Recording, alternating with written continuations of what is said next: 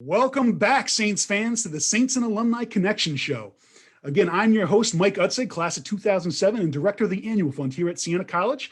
Joined with me here today is Damian Myron, class of 2007, proud graduate of Siena College. And you heard about all of his creative genius in our open, and he's a famous writer locally now, and he's spreading his wings, and he's just finished his third book and is looking to do more. But Damian, I want to get into your Siena background first in our first segment, and we'll get into your books here later on. But you're a proud 2007 alumnus. What was Siena like for you almost 15 years ago? So when I first came to Siena, I had actually transferred in my junior year from SUNY Oneonta. I was also a commuter my entire time that I was here, but even with that sort of limited Siena experience, one of the things that I first noticed was the strong focus on the Siena community. Even though it was a smaller campus than Oneonta, Oneonta really kind of focused on individual achievements. Courses were just, here's your workload, here's the schedule of quizzes and exams, and here's a project that you're expected to finish. I think every single course that I took in Siena, there was some sort of group collaboration or group focus, which was really beneficial to me as a commuter who, the way that I kind of scheduled my time was I was working in Saratoga. And so I would try to schedule my classes all in kind of like one block, just to, start off the day with work, drive to Siena, bang out all the classes, drive back, and then, get back to work again. So having, these group collaborations and like these group events was a nice sort of way to actually still kind of feel involved with the campus and with the Siena community. And I think I still see that even having graduated. My first job out of after I graduated, I had very limited office experience. I thought I was kind of at a disadvantage when I was interviewing for jobs. But the traineeship that hired me, I noticed that there were several other Siena graduates, and the office that I worked at had a lot of Siena alumni, covering like decades. So I think that the reputation that Siena has built for itself, both before I got there and while I was there, really had a huge impact on my life, and something that was really noticeable even as a commuter. Well, a famous saying here on campus is the world needs more Saints. And I think you're a perfect example of the world has more Saints, because Saints are everywhere. We're out in the Capital District, we're actually 40,000 alumni strong, and then almost 15,000 strong in the capital region as well. So, Saints continue to open doors and hold doors for people. And I think that's a very important mantra, and it especially worked out for you, worked out for us, it worked out for many people that have graduated from Siena. And it's funny that, you went from a Oneonta Red Dragon to a Siena Saint. I think the contrast there is quite interesting. So I bet you probably like the winters at Siena just a little bit better than Oneonta. Yes, it was nice. Oh my God, there were times in Oneonta where it was colder there than it was in Alaska. Well, yikes. And I guess the only real big thing about Oneonta that I remember from going out there too, did you ever have a slice of cold cheese pizza? Yes, I had. I wasn't the biggest fan. I'm just not the biggest fan of cold pizza. I remember, Oneonta stands for City of the Hills, and considering I didn't have a car on campus, that was never more true, because I would usually walk most places. And yeah, I don't think my legs had ever been more fit than just walking around campus, because my first year there, the freshman dorm that I was in was all the way at the bottom of the hill of the campus. So no matter what, I had to walk uphill to get anywhere. Oh my goodness. Well, we're glad you found your way to Siena. And, we were thinking about, what was your favorite memory or experience that, in the last couple of years that you were here? So my favorite memory probably have to happen in my last semester at Siena. It was a course that apparently my diploma hinged on. When I was picking out my course schedule, I was taking two courses to fulfill the requirements from my major, and I was taking two courses to fulfill the requirements for the general education part of it, but I was actually going to fall 1 credit short. So me and my academic advisor were looking to see, well, what can I take that's kind of simple that wouldn't potentially jeopardize me graduating? And so what we landed on was a 1 credit course called Computer Science in Film, led by Dr. Lim. And the course met once a week, and we would discuss and be quizzed on a movie that we were expected to watch, and kind of discuss how computers and technology played a role, not just in the story of the movie, but also potentially how the movie was made. You know, something like Jurassic Park using CGI, or even Pixar films where it's just all made with computers. And so what Dr. Lim did was he would hold screenings of the movies on Thursday evenings for anybody who either hadn't seen the movie or just wanted to see it again, knowing that, you know, there was going to be a quiz on it the following week. And he said, oh, if anybody wants to show up for it, I'll make popcorn. And let me tell you, he did not just go to the store and buy the cheapest box of popcorn. He got Orville Redenbacher. He made multiple bowls of popcorn. Each one was its own separate flavor. And even though my last class on Thursdays was hours before the screening, and I didn't have classes scheduled on Friday, I didn't mind staying the extra little bit to watch a movie to like kick off my weekend with popcorn that he provided. I think he even would make more in the middle of the movie, and whatever's left over, he would just say, oh yeah, if anybody wants to take this home, just like take it. So it was great. It was a great experience for, again, a course that my diploma hinged upon. I needed that one credit to fulfill I'm the saying requirements. Siena provides the education for a lifetime, whether it's from Orville Redenbacher or whatever, or a Regal movie popcorn. It definitely guides you in all different ways. So that's great. And again, my guest here today is Damian Myron, class of 07. You're going to be hearing more about his creative genius. He's a 3-time author currently right now. We'll get into his books: Dig Down, Lock the Doors, I'm not my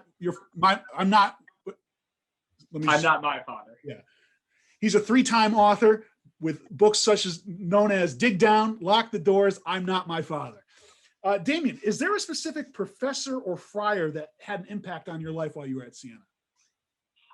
There was, and I'll actually give a little background first before I get into why they had an impact on me. So as I mentioned, I was a commuter. I lived in Saratoga. That's also where I had a part-time job.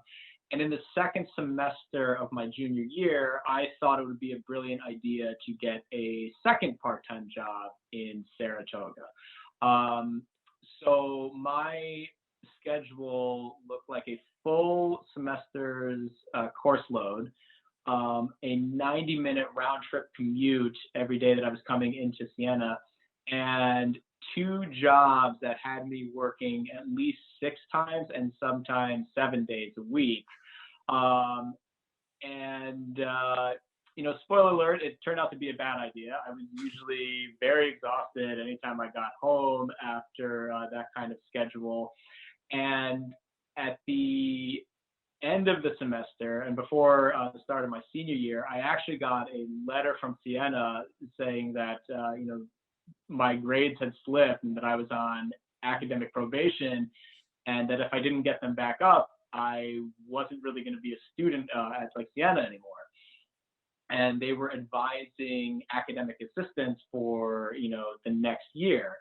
I looked at that as kind of like motivation. And I also looked at it as, okay, I know what the problem is. I bit off way more than I can chew for this.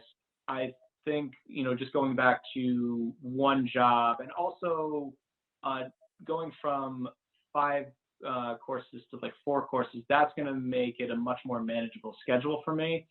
Especially because when I transferred from Oneonta, not all of my credits transferred, and I was going to have to stay an additional semester anyway. I felt it was kind of all right to, I felt it was actually even kind of better to not just have to come back for one course, that it was okay if I had, 3 or 4 courses in my final semester. So that was going into my senior year. So in my last semester, one of the courses that I needed to take to fulfill the general education requirements was a religion course that was taught by the president at the time, Father Kevin Mackin. I know that I did fairly well in his class, and I also know that with his teaching style, for anybody that was ever in a class that he taught, he would not only engage with the students, and he would usually use a laser pointer to address or kind of focus on things on the slides that he had for any given lecture. He would usually ask for a student or kind of more volunteer a student to get up and manage the slides for him. And so I made that rotation a couple times in the beginning, and then as the semester went on and on, I was volunteered, I think, pretty much every time.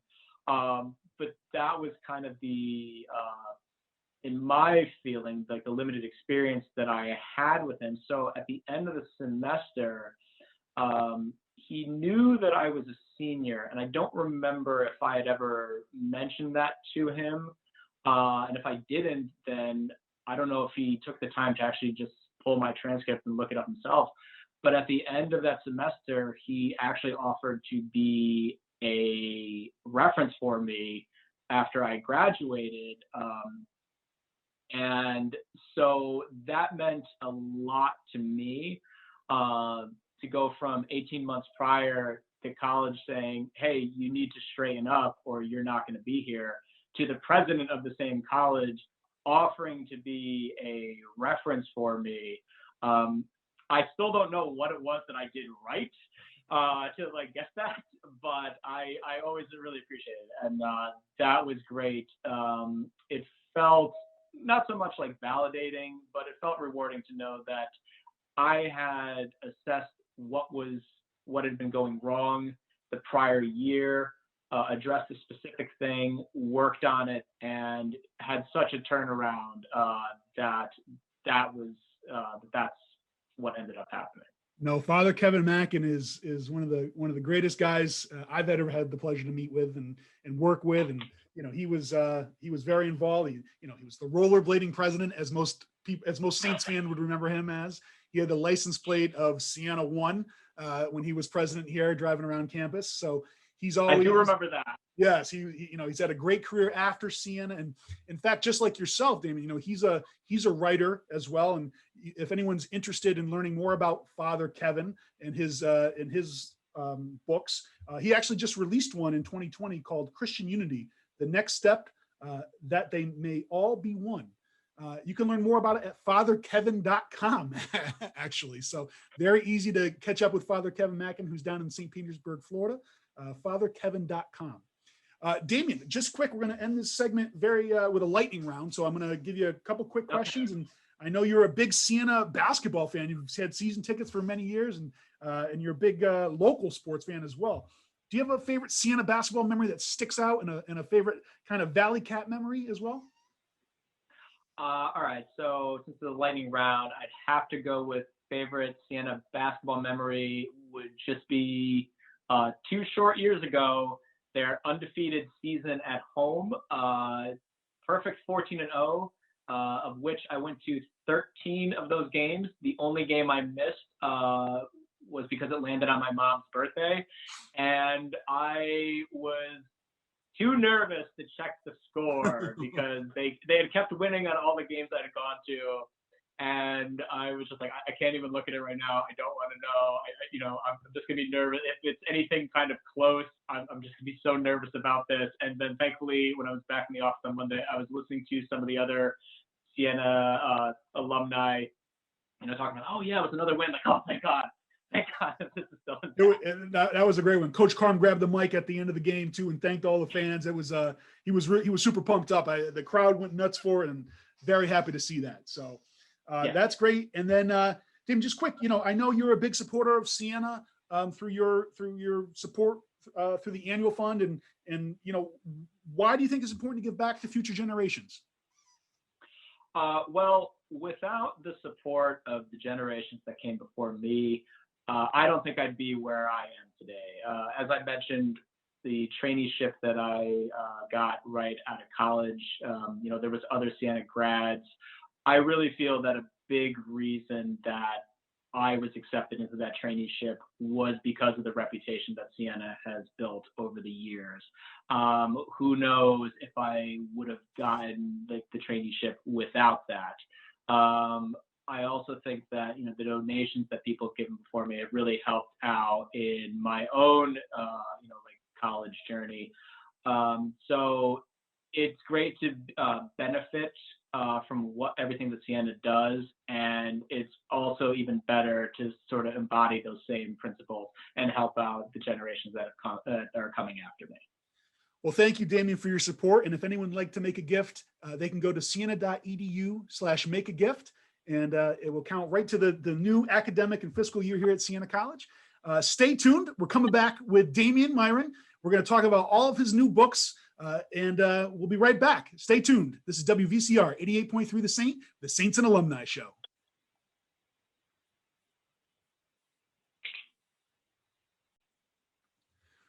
Welcome back, Saints fans, to the Saints and Alumni Show here on WVCR 88.3 The Saint. I'm your host this week, Mike Utzig, class of 07, director of the Annual Fund, and my guest is author Damian Myron, also from the class of 2007, and we're going to get into his creative genius here with his books. Damian, over the past few years, you've become a well-respected author. I mean, how did you decide to start your first books, and what was the inspiration behind Dig Down? Well, writing has always been a passion of mine, even when I was a kid. And when I was in junior high, I really just started it as a hobby. I would write stories. I would write a first draft, think that this is great, and then just put it down and move on to the next story. I've looked back on some of those older ones. That's not quite the case. But it was fine. It was always kind of fun to do. I always enjoyed doing it. I enjoyed trying on different writing styles and all of that. But it always just kind of remained a hobby. Up until 2017, I first noticed actually during the MAC tournament that I started having trouble walking up, but also going downstairs. And at first I thought, because I, would run all the time, oh, I must have just tweaked something. This is no big deal. Let me just rest it and, kind of stay off it for a little bit. But a week goes by, 2 weeks goes by, it starts to kind of balloon up to the point where I needed to get it drained. And that's when I found out that I was diagnosed with Lyme disease. And because there hadn't been any symptoms prior, it was really attacking my knee. I hated being immobile for most of that year. I'd be exhausted just the little bit of moving around that I was doing. I love being active, and I love always striving towards and achieving goals. And as this kind of persisted, I months after months with treatment after treatment that wasn't working, I started to brainstorm of well, what is something I could be sort of working towards so I could feel accomplished during really one of the worst stretches of my life. And I just happened to be going through old notebooks that I had written down ideas in, and I stumbled across one, loose notes of a book idea that I had come up with 6 years prior, but didn't really know the main character and how to kind of write it. And being immobile and kind of forcing myself to focus on that led me to figure out, who that character was and solve, like the way I wanted to write it. And that eventually became the first book that I ever published, which is Dig Down. And beautiful. So, and people that are listening to us, we also have this recorded on Zoom. It's going to be on our Alumni Relations YouTube channel. And you can also catch us on our Spotify podcast, Saints and Alumni Show. So Damian's showcasing his tremendous cover art as well for his first book, Dig Down. So Damian, you followed up Dig Down with your second book, Lock the Doors. Compare and contrast the two, and how did you evolve as a writer, in your opinion? So they both are thrillers that are told through the point of view of the main character. But in doing so, the main characters in both books are very different. For Dig Down, Rob Moore is a very outgoing and a bit of an anti-hero kind of character. And for Lock the Doors, Bobby is more reclusive. He's more kind of simple and childlike in nature. So since they're both told from their perspective, the tone and voice of both of them varies like wildly. Also, my third book, I'm Not My Father, isn't a thriller. It's a coming of age story told against the backdrop of a small town murder that finally gets solved after 25 years of trying to figure out what exactly had happened. So that one does differ wildly from the other two. I will say that with Lock the Doors, it kind of had to carry on like a heavier burden than the other two. When I was writing as a hobby, any story ideas that I came up with, I would just write because I was writing for myself.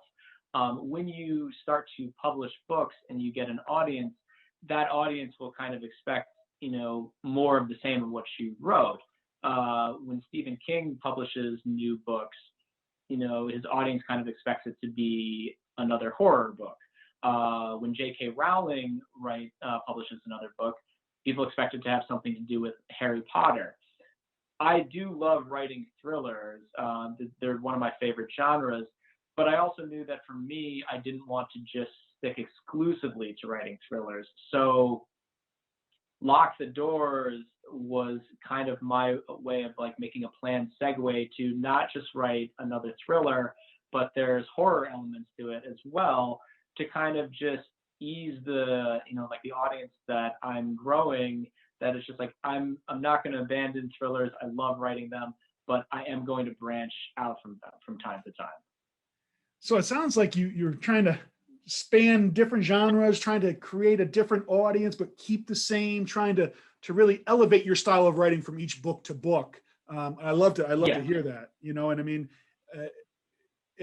something must create a spark for you. I mean, how does that, what is that creative spark that ignites inside of you? And does it come randomly at any time, or do you sit down with other writers? Do you have creative sessions with other writers to help plan these books out? Or tell us what inspires you. The sparks come from within. I always, anytime I write a story, I want it to be something that I've thought of. I always try to write something that readers haven't really seen before. They may have seen something similar to it, but I try to bring something kind of new to every book that I write. In terms of inspirations, like what inspires like the spark, I consume a lot of books. I love watching a lot of movies. I love kind of consuming any sort of media. I think the more that I kind of expose myself to, the more ideas that I can, kind of come up with and draw from, and kind of go, oh, I really like that idea. That might be interesting, to kind of utilize or incorporate. In terms of the regularity of, like these sparks, I have like ebbs and flows. I might go a while without, having like an idea. I might have like a rush of ideas, which is like, whoa. So usually when I think of something that I think might be good, I actually don't write it down for like a couple days because I want to see if I can still remember it a couple days afterwards. And if I don't, then I just have the mindset that it wasn't really worth it. And even some that kind of stick with me a little bit, I might jot down some ideas, but if they're not kind of burning on even more ideas and like filling out the story, I kind of just let that go, which is the case of what happened with Dig Down.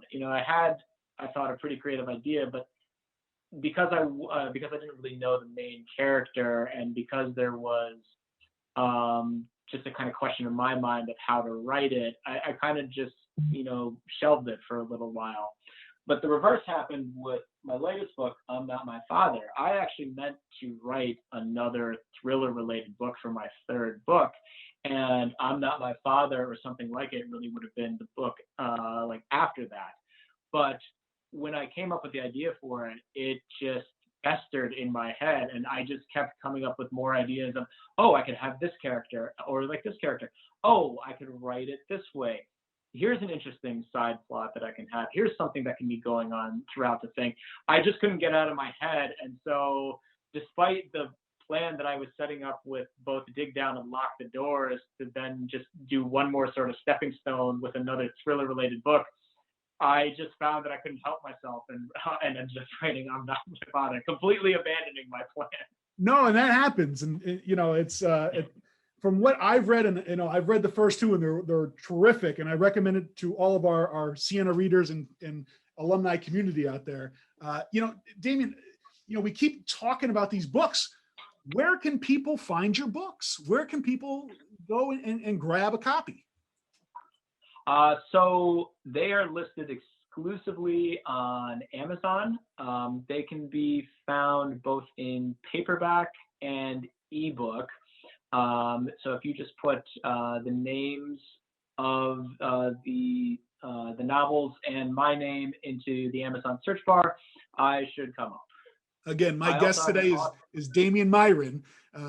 Yeah. Myron is how you spell his last name. So I encourage our entire listening community to go out on Amazon.com and look up Damian Myron. And his first book is entitled Dig Down. So take a look at that. But Damian, I got a hard-hitting question for you. All right. Okay. With great power comes great responsibility, right? So you write these books, you've written 3. What are the critics saying about your books? What's the outpour of the community that has read your books? What's been the reflections that you've read or that have come your way? The reception's been really positive. I've had critics and readers both refer to it as a real page turner. There were another critic had referred to the main character of my first book, Dig Down, as a very nuanced anti-hero with like a lot of depth to him, and a lot of depth to the relationship between him and his father, which does make up a good portion of that initial book. No, I like that. That's great to hear. I know there's a ton of reviews on Amazon already. So if you do go out and get his book, please make sure to write a warm reception to Dig Down, Lock the Doors, and I'm Not My Father. I do love hearing from readers as well. I love hearing stuff that I was kind of like hoping for. For instance, somebody that told me so with Dig Down, there's a scene where he's being pursued by 2 different people who are trying to kill him. One initially follows him into a crowded mall where he's able to lose him in the crowd and double back, but as he's doubling back to head out the same way that he came in, he runs into another person who is trying to kill him. And so that forces him to then turn back around and start following the initial pursuer who was following him and trying to stay kind of in between them. He can't lag too far back, otherwise the second pursuer is going to get him, but he can't walk past the first one because then they're going to find him right there. And a reader told me when they were reading that section that they were having palpitations, just squirming in their seats with like the tension of having to stay in between that. I also love hearing things that I hadn't expected when I released it. As I mentioned, Lock the Doors is there's a horror element to it. I wrote that because of my love for, not just horror movies, but slasher movies in particular. And I've had a couple of readers tell me that they felt it was like really like psychological horror, which I can see. I can see that. I can see the element of that. But it was interesting that they look at it more that way than what I had actually intended. So it's always great to hear like people's reactions on that. Speaking about hearing people's reactions, Damon, as we begin to wrap this interview up, where can people find you on social media? Are you out? Where can people follow you? Where can people drop you an email? Where, please let the community know. So I do have an author website. It is DamianMyronWrites.com. There's an Icelandic DJ with the exact same name and exact same spelling, and I don't spell Damian the common way, but he got the DamianMyron.com domain first. So DamianMyronWrites.com. Listed on it are the social media platforms that I'm currently on, Facebook, Instagram, and Twitter. There's also a contact page with a author email address that you can reach me at. And there's also a library page that lists the 3 books that I've published so far, and I look to continue expanding on that, as well as links to Amazon if you're interested. Perfect, Damian. And before we conclude, I think the listening community would want to know, is book number 4 on the horizon, or can you give us a little hint on maybe what's coming up? Book number 4 is on the horizon, starting next month. So August, I'm going to begin the process of outlining it. And I'll also be blogging about that journey on the author website that I mentioned, DamianMyronWrites.com. So not just the outlining, but when I'm participating in NaNoWriMo, which is the National Novel Writing Month competition in November, hopefully finishing it within the month, but if not, that's fine. I usually go over anyway. And then chronicling the process afterwards as well. The number of revisions, sending it to an editor, all of those steps. Awesome, Damian. Well, thank you very much. We sincerely appreciate you being on Saints and Alumni Show here on WVCR 88.3 The Saint. Stay tuned. We're going to have more coming from Damian in the future, but this is Mike Utzig as your host today saying thank you very much and go Saints.